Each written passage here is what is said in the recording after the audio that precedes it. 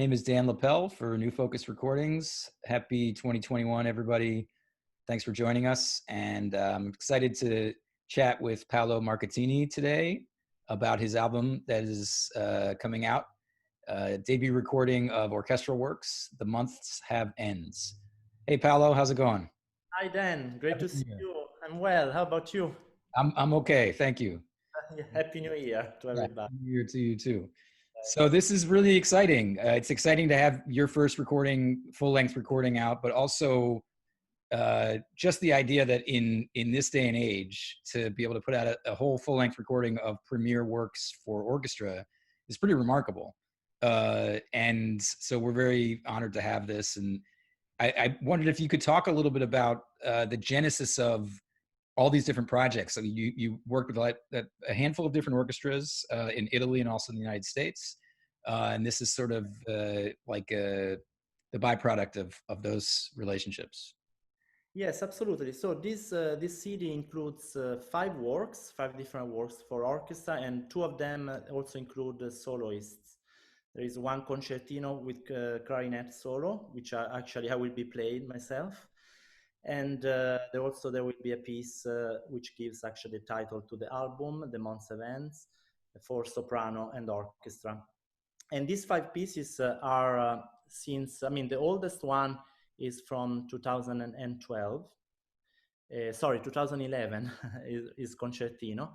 And the latest one is from 2018. That was Aere Perennius, was written for the 90th birthday of Ennio Morricone.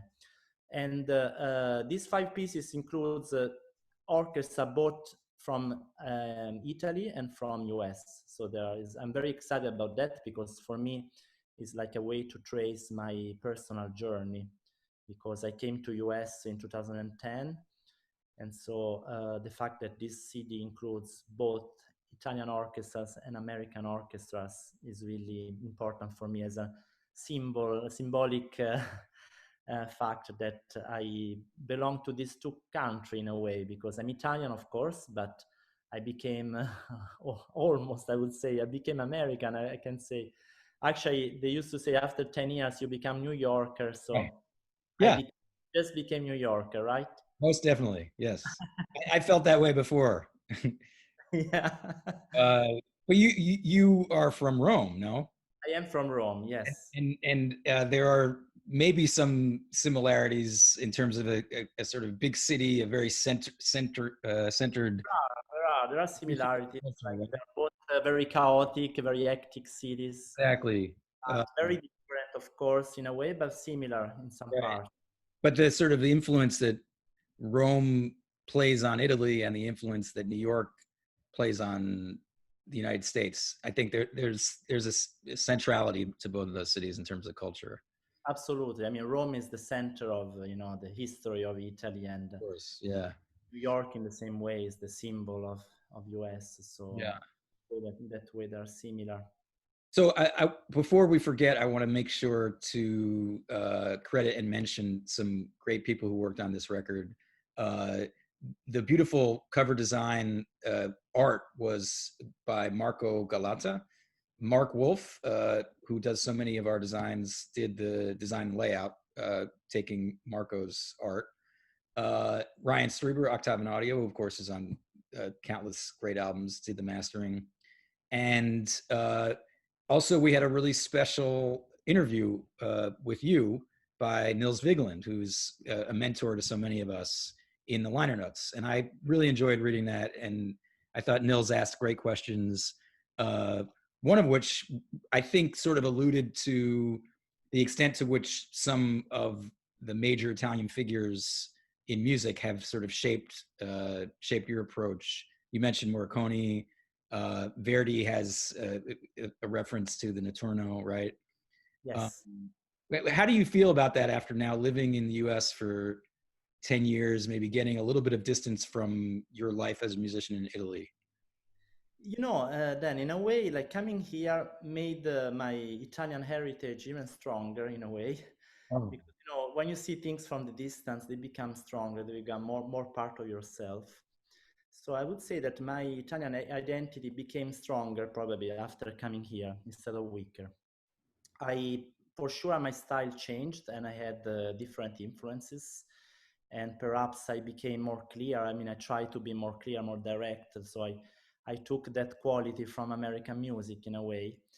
I tried at least, and so I would say that this CD is actually represent a compendium of these two cultures that clash in a way. They clashed together and they create this my actual style probably.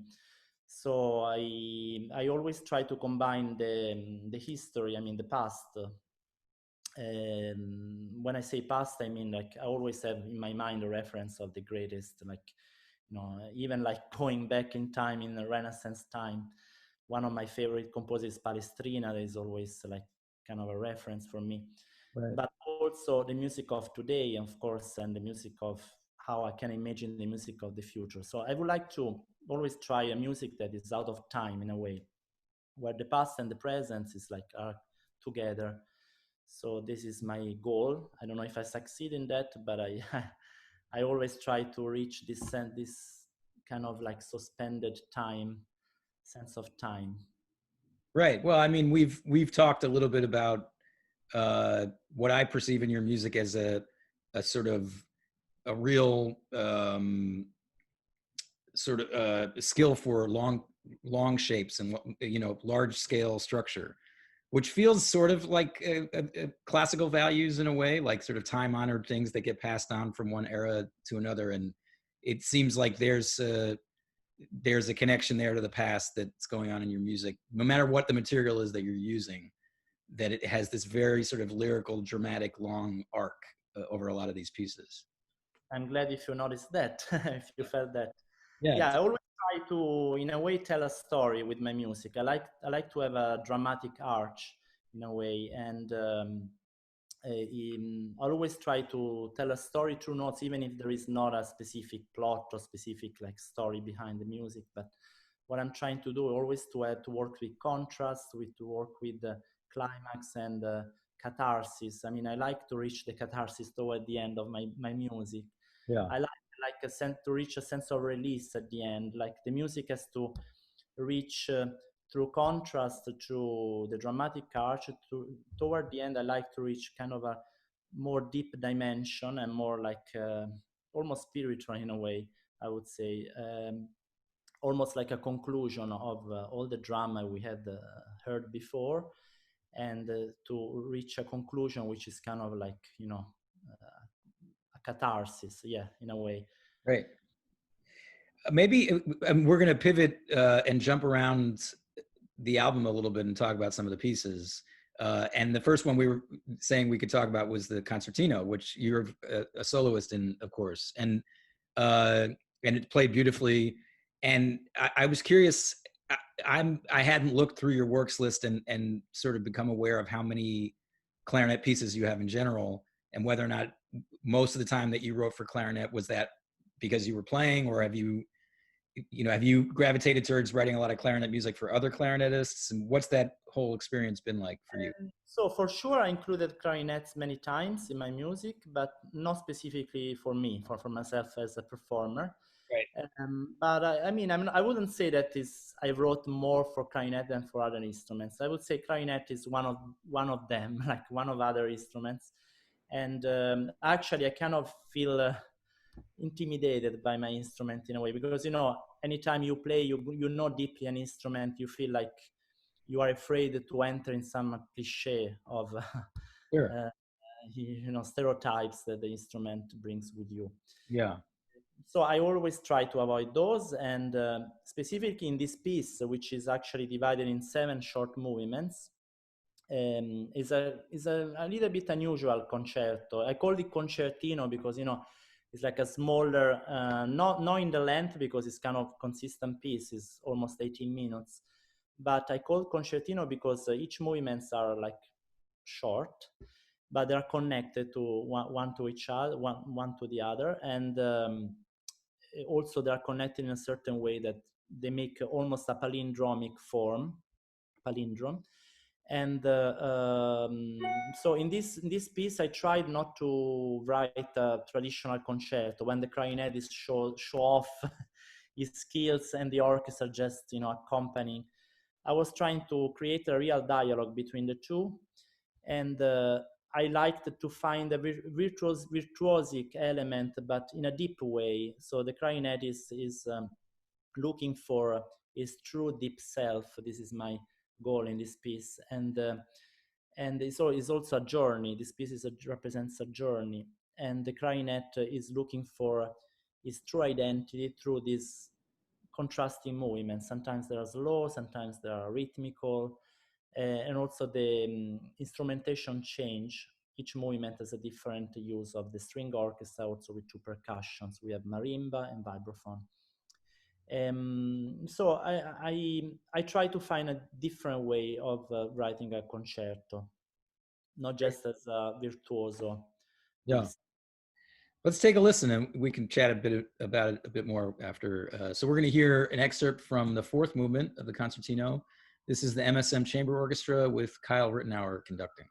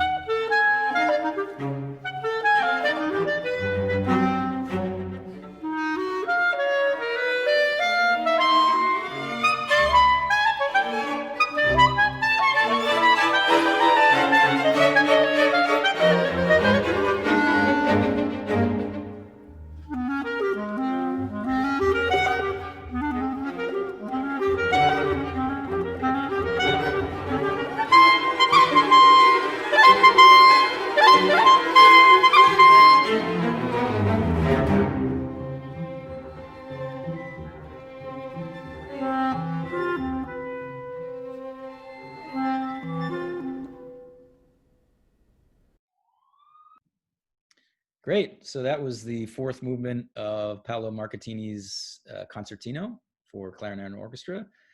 And Paolo, I'm curious. So this you decided to orchestrate this for solo clarinet, string orchestra with no winds, and two percussion, right? Marimba and vibraphone. What led you to sort of trim the sort of standard concerto orchestration in that fashion? Yeah, Dan, it's like my first clarinet concert I played as a soloist was in Rome a long time ago.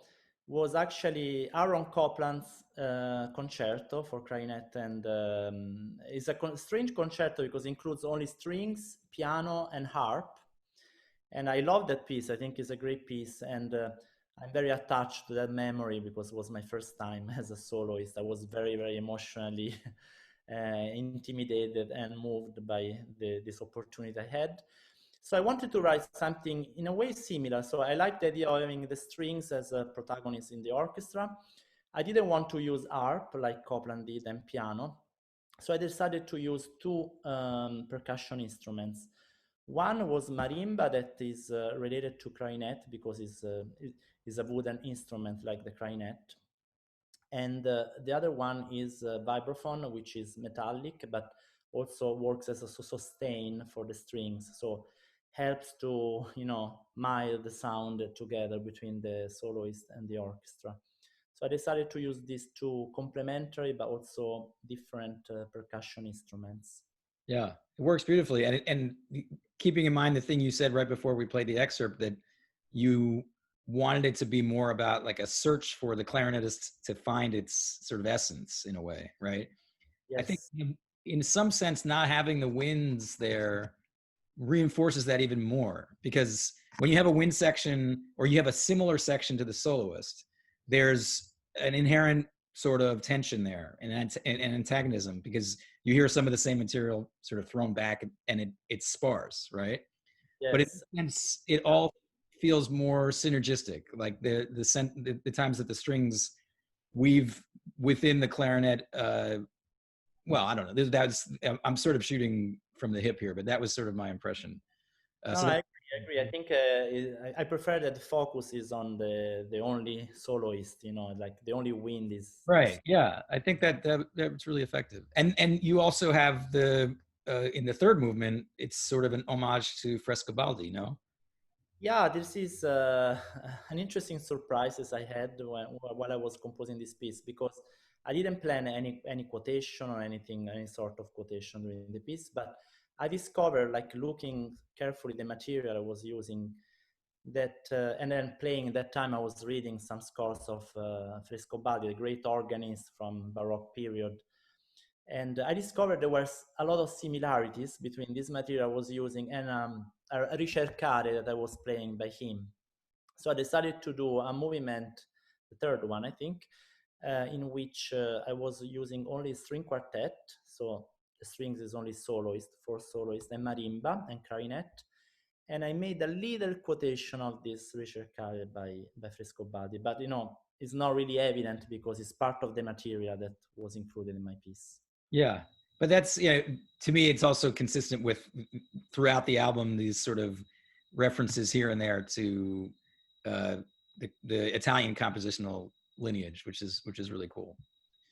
So let's move on to the opening piece actually on the record, which is for orchestra without soloist, Mercy. And this is it's like a fairly sort of conventional form. It's like it sort of invites you in with slow material, and then it builds to a climax, and then it sort of has this this fading out at the end. What were the conditions of the commission of this piece or the creation of this piece? This piece was written for a great festival that I was had the luck to be invited 3 times actually. There was a great festival called Play It, like Play Italy in a way.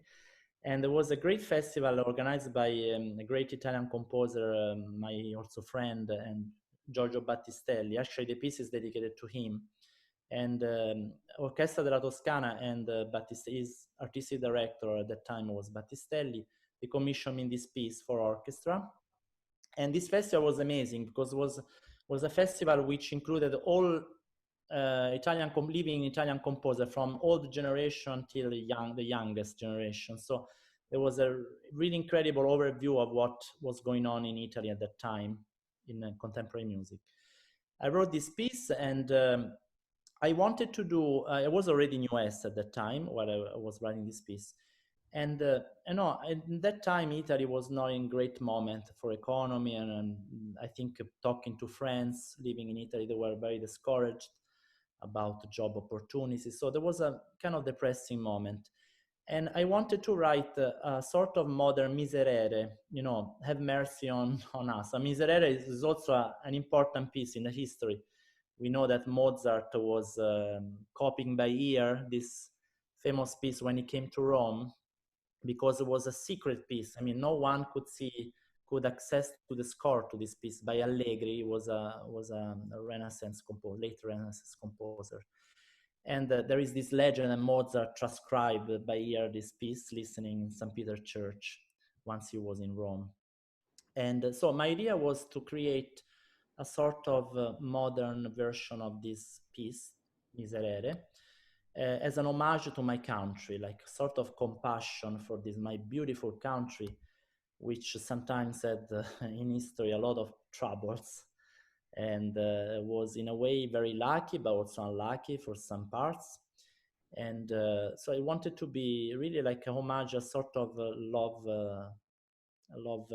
letter to my country. And I divided the piece clearly in 3 parts. To be honest, then I have to say that sounds strange, but I was inspired by movie in a way, the way that in particular Stanley Kubrick, is one of my, I wouldn't say favorite, but it's one of the greatest director in cinema. And I was watching one of his very terrible movie. I mean, I like it, but it's very dramatic, Full Metal Jacket. I don't know if you Yeah. with it. I like how he divided the movie in exactly 3 parts, which are very clearly cut. And so I did the same in my piece. So I divided the piece in 3 clear sections. The first one is very like almost abstract. We find these 5 notes, which actually come from the Miserere by Allegri, by the way. And in the beginning, the first part, those notes are like searching for the their path. And so is the first section is almost cold, almost abstract, austere. The second part is more rhythmical, so represents in a way the hectic quality of life, like with the contrast, rhythm, and vitality that we find especially in New York, in big cities like New York and Rome. And the last part, the third part, is the real mercy, the real miserere. Is so the same material becomes at the end like a real chorale, almost like a chorale, compassionate chorale. And the material is the same. I like to transform the material, so making the material having different faces and different aspects through the piece.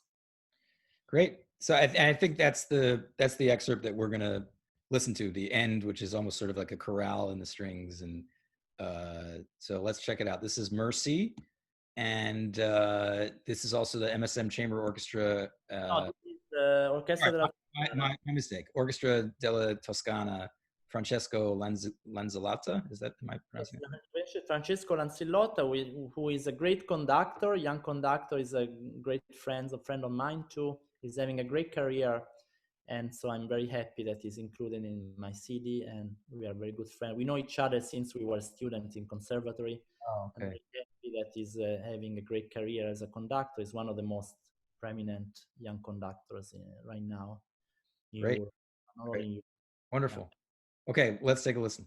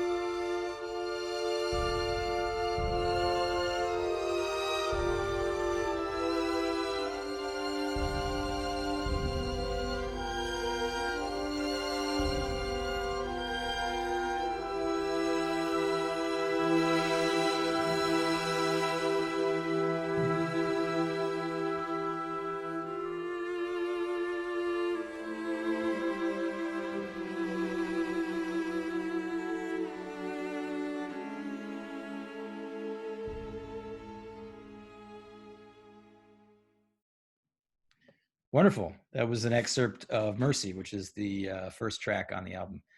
So the next piece we're going to listen to is the only text-based piece on the record, a setting of Emily Dickinson poems. And it's a really great to have this included. And there's so many elements of this piece that are contrasting with the rest of the music on the record. And the opening song, Wild Nights, is this sort of exuberant unleashing of energy, which I think really works beautifully in the middle of the record. I'm curious about your general approach to setting text, or setting text specifically like Dickinson, and how that changes your work when you're writing a piece. Yes, for sure. When I have a text, the music changes a lot. Yeah. Because it's the text that suggests my form, the musical form, also the dramatic arch, and how I can change the emotions through the piece. This is the case. I mean, those 5 wonderful poems by Emily Dickinson gave me a lot of opportunity to work with different contrasts of colors, of moods. For example, the piece starts with this crazy, almost luxury first poem, which is about Wild Nights, sorry. And Emily Dickinson is thinking about as this probably imaginary lover, because we know her private life was very isolated, so not really wild like this poem suggests. And so she described her love for this, her passion for this imaginary lover. And so the music is really like crazy in a way. It starts like with all incredible, I mean, strong energy. I like to use the full orchestra. and the soprano is very high, in a very high note, so she's almost screaming. And there are a lot of images in this first poem. Also, it refers to the sea. So the music sometimes works like a waves, goes up and down, like waves of the sea. And the opening also is similar to the ending of this first song. By contrast, I create the second song is completely the opposite. It's about after great pain, a former feeling comes.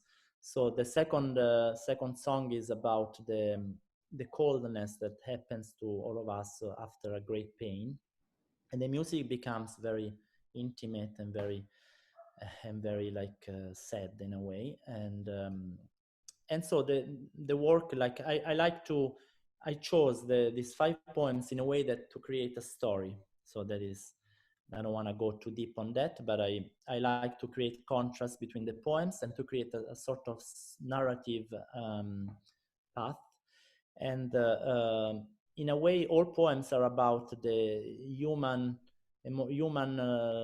life, like through the strong emotions of passion, the pain of loss, and also the fact that humans, we are like children who don't want to leave their toys, and we don't want to live our life even if it's painful.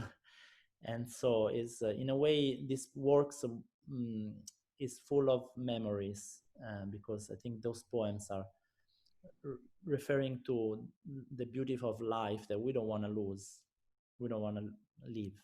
Right, right. Do you want to introduce the personnel on this one? Yes, absolutely. So I had the honor to have the great Alda Caiello as a soprano soloist, and she's one of the most important sopranos, especially for contemporary music. I mean, she sang even with Luigi Nono, Luciano Berio, and other great composers of Italy, not only of Italy. And the orchestra is also Orchestra della Toscana, the same one of Mercy. And the conductor this time is Carlo Rizzari, also a great conductor who works for l'Accademia di Santa Cecilia. What city is the Orchestra della Toscana based in? In Florence. Oh yeah, I was figuring probably, yeah. That is in Florence. Great. So here it is, Wild Nights, first movement from the title track, The Months Have Ends.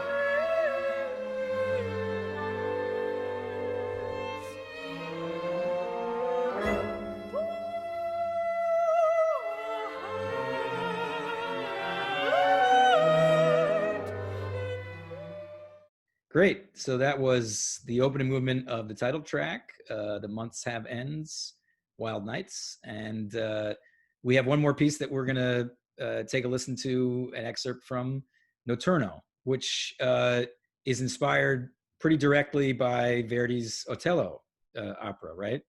Yes, correct. Yeah, I was inspired by, actually I used the material from the first duet of the opera between Otello and Desdemona. Yeah. The two are saying some incredible Italian word. I mean, the librettist is the great poet and composer Arrigo Boito. I really love his words. He says, "Già nella notte densa." The duet starts like that. So already in the dense night. I like this word, dense night. I mean, the meaning that the fact that the night is dense of emotion, dense of, different elements and contrasting and sometimes contradictory elements. And I like that fact because very often the night is seen as just a quiet moment or peaceful or maybe restful, while for them in this opera is a moment of density. So I like that. I use that inspiration for my piece. So the piece starts actually in a very sparse way. I use these notes, some notes taken from the duet actually, but those notes are used in a very like sparse way, and gradually they find a space during the piece, and they reach a space and the piece becomes more exciting in a way, and we find a moment of explosion also. And after this explosion we go back to the quietness, and toward the end we find this echo of the Verdian duet, like a memory, all the memory. So it's not really a quotation, it becomes like a transfiguration of that piece, Yeah. and as a memory.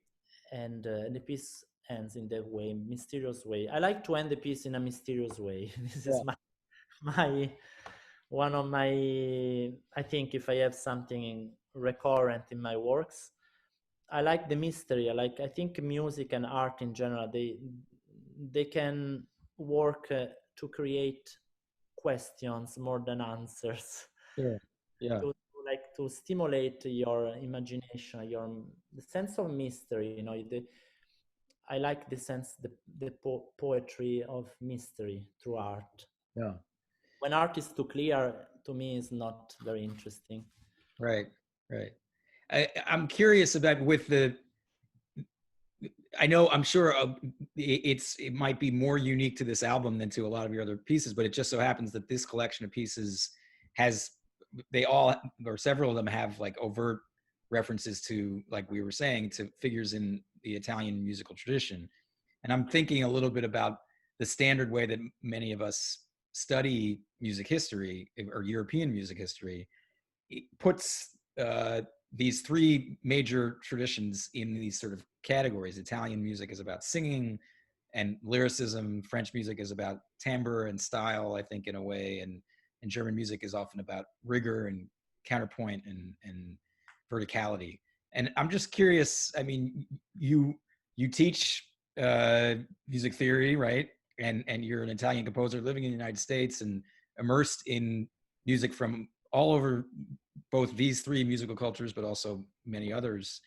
I'm curious if you feel like that's sort of a misrepresentation, or does that resonate with you? Or I mean, in a way, yes. Of course, it's like a generalization. We find counterpoint in French music, like in of course, Italian right, music, right, or we find singing in German music as well. So it's like, I think we never can really differentiate so strongly different styles. But some elements are true. I mean, in a way, in my music, but in Italian music, I think, of course, we come from Gregorian chant and then polyphony and then opera, of course.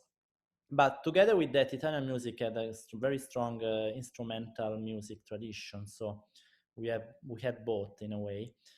And so, but I have to say, in my music, I always try to make the music singing, even when I write for instruments.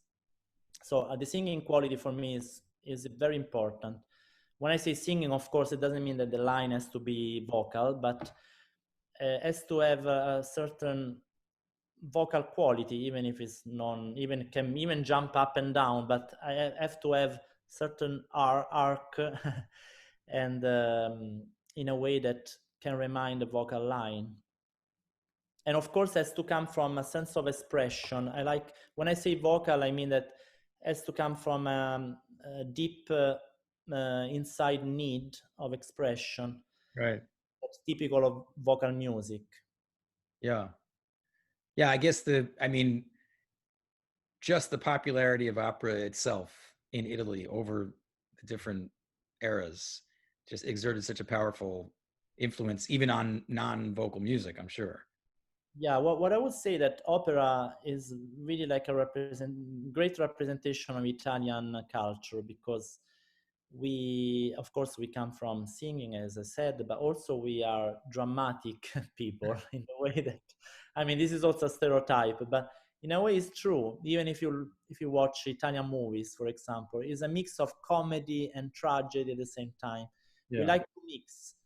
That is probably the one of the quality of our qualities of our country. Like we mix things in a peculiar way. So sometimes we find in a comedy moment of in Verdi, for example, we find if you think about Rigoletto, there are like moments of sounds like almost opera buffa comedy, but other moments are tragic, like the most tragic ever music ever written and plot ever done on stage. So I think this aspect of mixture of drama and comedy is typical of Italian music, and not only music, also visual art. And Yeah. so I think I don't know if I have comedy in my music, maybe not so much in this CD, but This CD doesn't seem to have a lot of it, but no, but I like contrast for sure. sure. And and I like dramatic arc, so that for sure I is something that relates to Italian heritage. Yeah. Well, I didn't mean to put you on a spot with it. I mean, it's just something that I think it might just simply be a function of our relationship to history and trying to explain things, because of course nothing is black and white in, and there are the regions of northern Italy that are so close to southern Germany, and there's so much bleed, and likewise with France. And You um know, like now, never like now we have the opportunity really to see the mixture of things of yeah, different sure. Right. like I mean, I was thinking about it the other day of the beautiful melodies of Bellini, for example, one of the greatest opera composer, that was always praised for his beautiful melody with a lot of ornaments and a lot of arabesques.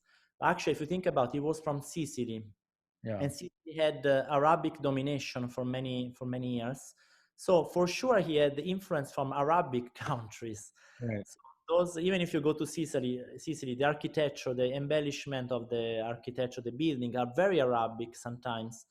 And so, what is Italian music? I think it's a mix. Italy was was like a country. We were dominated by barbarian from the north, by Yeah. uh, Muslims, by German. So we had different elements together in our country. So it's very, of course, we can recognize some element as truly Italian, but what we say is truly Italian is always a mix of things. And Rome, my city, is the biggest example. If you go to Rome, what is great, you can see like the basement of a building, like maybe from Roman Empire, Yeah. and then you have the middle part of the building can be medieval, and the top part maybe is contemporary. So we find in Rome those things. And so I grew up with this idea of layers and different historical layers. I think it's Sure. fascinating. I mean, it seems like maybe that might be a feature that would be more common in Southern Europe, this sense of transient populations and a lot of demographic change in a way that I'm not sure. I mean, maybe that's not accurate. I mean, would you agree that that's not as common if you look at the history of Northern Europe? I mean, Maybe that's not quite true. I'm not sure. I mean, Mediterranean for sure. The Mediterranean Sea for sure was the center of Right. battles So and much. Yeah. travel. So for sure, the sea was contributing to spreading cultures around. And Well, I mean, regardless, it's given us a real rich uh, history in terms of the music, but also in terms of just the artistic culture in general that comes from that part of the world. So, yeah, uh, absolutely. great. So, well, let's listen to this last. I got us off track a little bit, and I apologize. Uh, let's listen to this last excerpt from Notturno. This also is the MSM Symphony. This time, David Gilbert is conducting, and this is Great conductor. I want to mention him too. yeah, David Gilbert is a great conductor. He was assistant of Pierre Boulez for a while, and is a very important figure in American music. great. So, and this is the very opening of the piece. Yes, sorry, then, if I interrupt. In the booklet of the CD, there is this wonderful interview that Nils Vigeland, you already mentioned that, but I want to mention again and thank him again. Yeah. Nils Vigeland, he was a student of Morton Feldman. He was collaborating with him. But not only that, he's a great composer and great teacher, mentor of many students. So I was very, very happy and honored that to have him asking me this very wonderful question. Few questions, but very, very sharp and very, yeah, very, very. As was I. It was really, it's always wonderful to have Nils involved in anything that he has the time to do. So Absolutely. here's Notturno.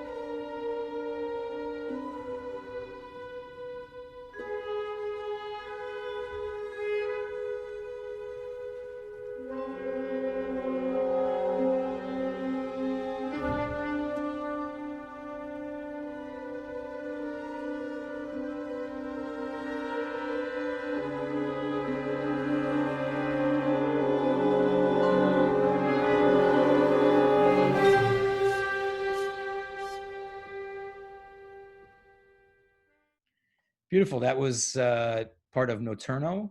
And the one last piece on the record was written as part of a celebration of Ennio Morricone's 90th birthday, right? Correct. Yes, it was written in 2018, so it's the most recent pieces, most recent piece in the CD.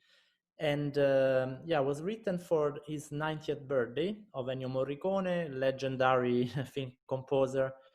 And I was very happy because this premiere was in Rome, and with him present, he also had a piece during the concert together with mine. And I dedicated it to him. I gave it to him, so he was very happy. And unfortunately, great composer Ennio Morricone passed away like last year, I think, very recently. So I had the luck to give an homage to him. I mean, just at the very, very end of his life.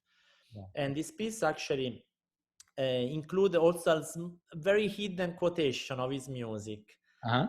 The music of The Good, Bad, and the Ugly, the famous, Okay. Yeah, sure. famous Western movie, spaghetti Western movie that made his music celebrate and famous everywhere in the world. And I made a very hidden quotation. I don't think even himself, he didn't find out that the quotation was there. Okay. And that so was more like mostly for myself. It was more a game with myself. And Yeah. yes, Great. Well, it was great to talk to you about this record. Wonderful project. it was great.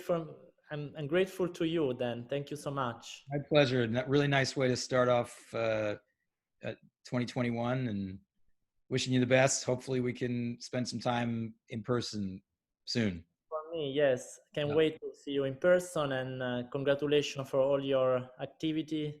Likewise. And As a everybody out performer. there, if you're interested in this recording, you can find it at our website, newfocusrecordings.com. Just search the catalog page. And it's also, of course, available on all the different platforms that you can find music in physical form and downloads, and also on streaming sites. So I will be very happy to answer to questions in case they come to me. So write to me sure. with whatever curiosity question. Music, and you don't have Paolo's contact information, I'm happy to pass it on or connect you guys. And Thank you. meanwhile, everybody stay safe and hang in there. We'll be through this soon enough. So good night. Take care.